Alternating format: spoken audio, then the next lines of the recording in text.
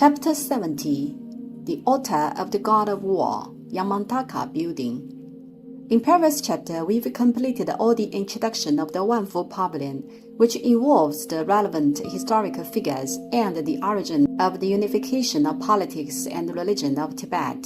Caesaropipism. Walking out of the Wanfu Pavilion, there is a small two-story building in the west of the square of Moulin Prayer, which consists of 10 rooms. This building is called Yamantaka Building, number 27 on layout. The building nameplate says Vajrabhairava is enshrined in this building, and Vajrabhairava is also called Yama Dhammapala, which is wrongly interpreted. As a matter of fact, Yamantaka is the transliteration of Yamantaka in Yamantaka Building. The principal Bodhisattva, Vajrabhairava, is enshrined. And to its south, statue the Lord of Hades in Tantric Yabiyam posture, north the Guandi. Let me explain why it is wrong. Vajrabhairava is the Satyadevata of Galuga sect. Satyadevata differs substantially from Dhammapala, holding different divine hierarchy. Of the three honored ones of the Tantric practice, which are the Guru, Satyadevata, and Dhammapala, Vajrabhairava, as the Satyadevata, is the real body of injunction and teach, who is of higher ranking, whereas Dhammapala, as the Dhamma protector, Daka warrior, belongs to the Daka, who is of lower divine hierarchy. The Dhammapala of Vajrabhairava is the Lord of Hades in Tantric Yabiyam posture, who is exactly the one served beside. Therefore, the description of the nameplate of Yamantaka building is self-contradiction. How can a figure be described as both the role of Satyadevata and Dhammapala? One can only be either Satyadevata or Dhammapala. Hopefully, upon hearing this course, someone can correct the nameplate. Right? Secretary plays his role of the secretary, while director plays his role of the director.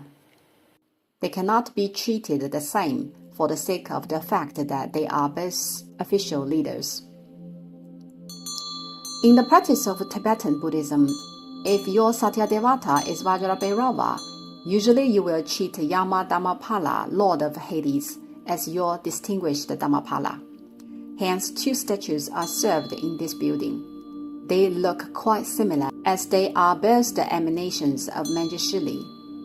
Both are depicted with buffalo heads, which is indeed confusing. We've mentioned in previous chapters that Yama Dhammapala is titled with many other names like Yama Daka, Yama Raja, Lord of Hades. He is the one of the three saviors of Tibet, a manifestation of savior Manjushri.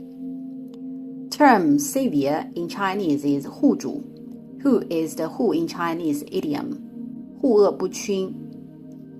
The character Hu is structured with a left radical, Xin meaning by heart, and a right radical, Gu means ancient.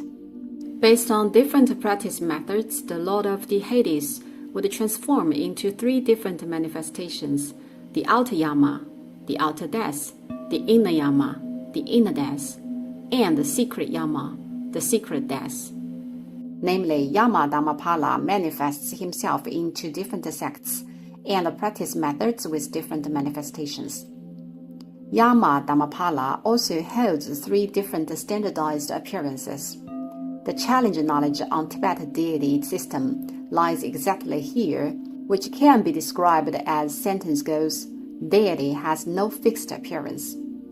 It will manifest differently according to different practice, and different appearances are served and enshrined by different sects and practice methods. People definitely will be confused if one is of no expertise on relevant knowledge. As mentioned, when the East Side Hall number 20 on layout is introduced, the Yonghe Palace is a Galuga monastery. Of the three types of Yama, which one does Galuga advocate in particular? The inner Yama. The one enshrined in the East Side Hall is the secret Yama. Master Zhongkaba has ever written a book named Hymns Dedicated to Inner Yama.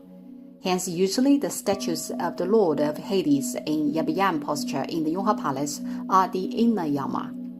Secret Yamas are less common in the Yonghe Palace, but do appear. These three types of Yama Dhammapala are quite recognizable, bearing different skin color and holding different ritual implements. The outer Yama is skinned in blue, with a bevel head in red hair holding a skull sculpture. The inner Yama is skinned in black and blue, in Rakshasa appearance, holding a curved knife and a head in yellow. The secret Yama, is easy to recognize as its entire body is scarlet and auspicious mani is held in hand. Vajrabhairava is enshrined in the Yamadaka building. Which type of the Lord of the Hades is served then? I have ever attempted to observe for many times. Due to the window being the obstacle, I am truly unable to tell. If you still remember the one in the east side hall, which was repaired by some laboring workers, I've mentioned that the looking is not that authentic, but based on doctrines, we may deduct that the Yama served to match Vajrabhairava in the Yamadaka building is the inner Yama, who is exactly the Lord of Hades in tantric Yab posture advocated by Gelug in particular. Yamataka building was ever called the building of God and war, which was to offer sacrifices to God of war. The God of war in Tibetan Buddhism is the great black Deva, namely Mahakala, who is one of the Dhammapalas. The premier deity attribute of Vajrabhairava, the Satyadevata himself, is to subdue, which, as mentioned previously, refers to subdue the enemy in Eastern esoteric sects, and to subdue the evil spirit of oneself in Tantra of Tibetan Buddhism, respectively. In Tantra of Tibetan Buddhism, the function of the god of war is attributed to the great black Deva, though as a matter of fact, Vajrabhairava can represent the god of war as well. That's why Yamataka building was ever called the building of god of war. In addition, except the god of war of Tibetan Buddhism, the one of Han Chinese Buddhism is also enshrined here. The north of the Vajrabhairava stands the statue of Guan Gong, honorific of Guan Yu, flanked with Guan Ping, eldest son of Guan Yu, and Zhou Cang, military officer under Guan Yu. The statue of Guan Gong was moved from the Guandi temple, which had been torn down. So these three statues had not been originally kept here. As mentioned in previous chapter, that there had been a complex on the western line in the Yonghe Palace, which was exactly the Guandi temple, where the statue was transported from. Titling the name Building of the God of War, this building needs ritual to offer sacrifices to the God of War, besides the enshrinement. There is an altar on the second floor of Yamadaka building. It is said that after each battle, the most precious weapons captured would be displayed on the altar of the second floor.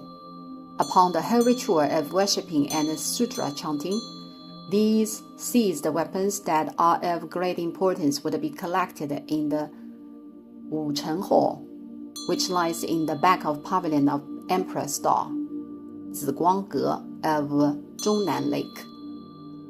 In other words, after each battle, the seized weapons would be worshipped here and then sent to the hall of Martial Peak, Wucheng Dian, of Zhongnan Lake.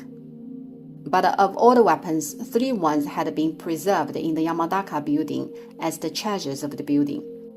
The real objects are presented displayed in the Jietai building, number 22 on layout. One is a precious sword which looks ordinary though, mounted with gemstones. This sword is indeed a treasure of the Potala.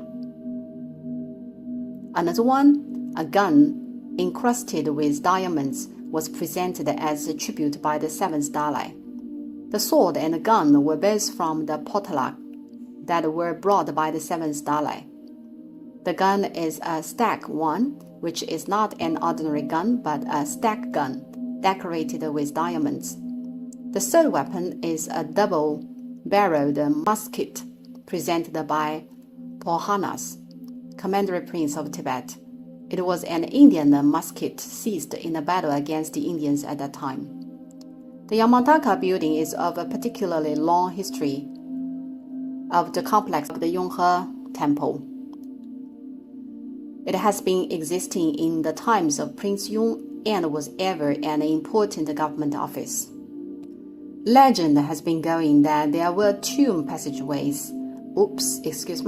There were secret passageways underground through which the guardians of flying guillotine, 雪滴子, were set to get in and out of the Yonghe Palace.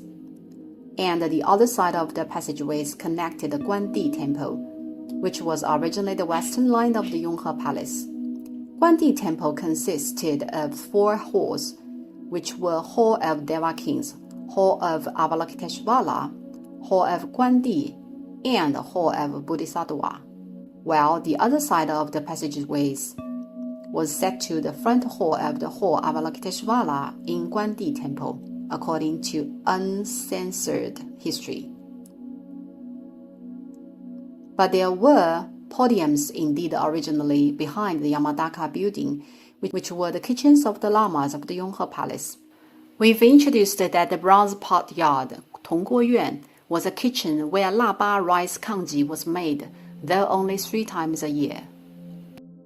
Daily meals of the lamas were cooked in these kitchens behind the Yamadaka building. These podiums had been all dismantled when Yonghe Gong Dajie was constructed.